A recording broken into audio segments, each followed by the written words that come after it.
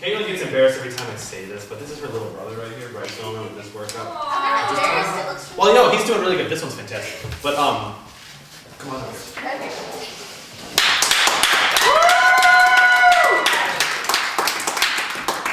Okay, I just wrote this one, so I apologize if it sucks. You ask how I am, not really wanting an answer, expecting the standard, fine. But I gush and overflow, flooding you with all the rain I've corked inside, all the drops I've collected and slashed around, waiting for someone to ask.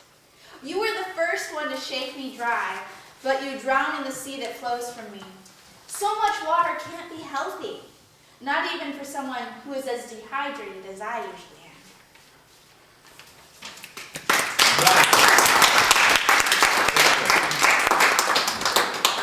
If I can find it. Okay, this is the one I actually planned to read. It is called, Didn't Know Writing About Writer's Block Would Get Me Writing Again. It's funny how that works. Each cliche phrase rolls from my fingers like a fat joint, stuffed with cardboard flakes rather than dry, green leaves. No decent poet could smoke these lines pouring from me and get any kind of high. No, on this smoke, they'll be practicing the crab walk, crawling along the ground, then spinning frantically in tight little circles, praying for some kind of dizzy at least. Yes, instead of hallucinogenic metaphors opening door after door of fantasy, this deadbeat poetry offers stale breadcrumbs, a pigeon-picked pathway leading nowhere in no time. Sadly, the byline here is mine. The girl who was once asked if she was ever happy because she wrote about nooses the way other teenagers wrote about lovers. The girl who was known as a depressed sex addict who stripped at an open mic one night, unabashed to have her pale white skin, to bare her pale white skin.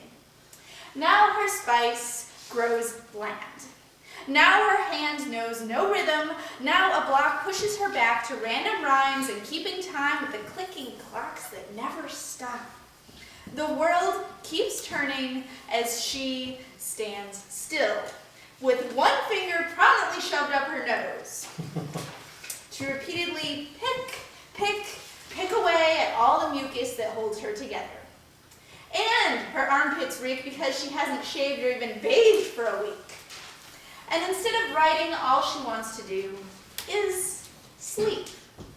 How could she be so naive to think she could maintain her place on the stage for even 2 more years? Now she fears a humdrum daily existence slammed between dawn and dusk, and she must break free from cliche phrases to form her own soliloquy, no matter how uneducated or innocent or ridiculous it may seem. And Kaitlyn needs to stop talking in the third person already and start taking some responsibility for her words, whatever and wherever they may be. She needs to learn how to speak and really mean it. Stop playing pretend like a 5-year-old positioning dolls while absently watching TV.